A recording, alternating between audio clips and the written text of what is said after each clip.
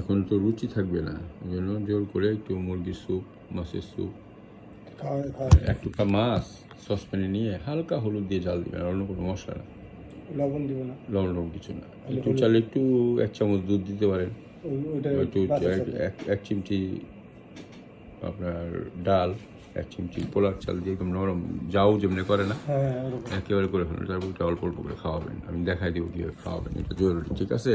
ঠিক আছে। কারণ নিউট্রিশনটা দরকার, যেহেতু খেতে পারতেছে না, এটা হলো তাহলে পুশ পুল দুইটাই হবে। পুশ মানে কি, আমরা ওষুধ টষুধ দিয়ে দিতেছি, স্যালাইন গ্লুকোজ দিয়ে দিতেছি, ভিটামিন টিটামিন দিয়ে দিতেছি, আর আপনারা খাওয়ায় এটারে আবার চাঙ্গা করে হবে যেন।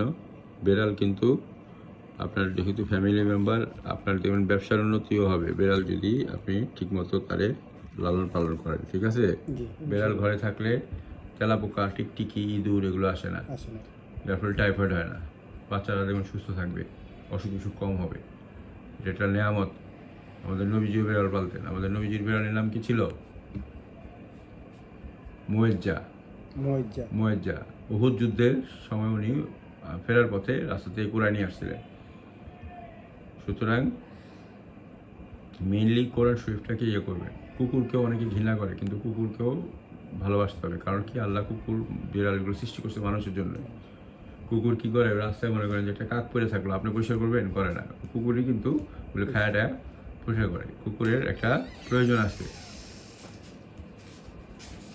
কোরআন শরীফে আসছে যে কুকুর যদি আপনার জন্য শিকার করে, মনে করেন আপনি গুলি করে একটা পাখি মারলেন বা শিকার করলেন, আগেকার দিনে এটা হয়তো, কুকুর যদি এটা নিয়ে আসে, এটা খাওয়া যায়, কোনো সমস্যা নাই। শস্য রক্ষার জন্য কুকুর ব্যবহার করে বিদেশে। তারপরে মেষ পালনের জন্য, ভেড়া পালনের জন্য আপনার কুকুর, যেন ভেড়া যেন বেশি দূরে না যায়, প্রশিক্ষিত কুকুর হয়ে। সুতরাং সূরা কাহাফে, আজকে কি শুক্রবার না? 5 তারিখ, 5ই ডিসেম্বর 2025। আজকে কি শুক্রবার?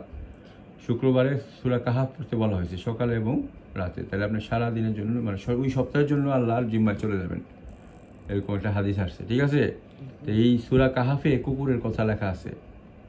ওখানে 7 জন না কতজন ওলি আল্লাহ ছিলেন, ওনারা কুকুর পালতেন, একটা কুকুর পালতেন। ওই কুকুরের নাম হলো কিতমির। কি নাম? এটা বেহেশতে যাবে। তাহলে দেখেন, কোরআন শরীফে কুকুর ব্যাপারে কিন্তু খারাপ কথা বলে না, কিন্তু আমাদের দেখা যায় আমরা ভুল বুঝি। আমরা কি বুঝি যে অনেক ফেব্রিকেটেড হাদিস আছে, হাদিস লেখা হয়েছে বহুদিন পরে, হাদিসের থেকে আমরা মেইন থিমটা নিব, ঠিক আছে? তো দেখা যায় এদের মধ্যে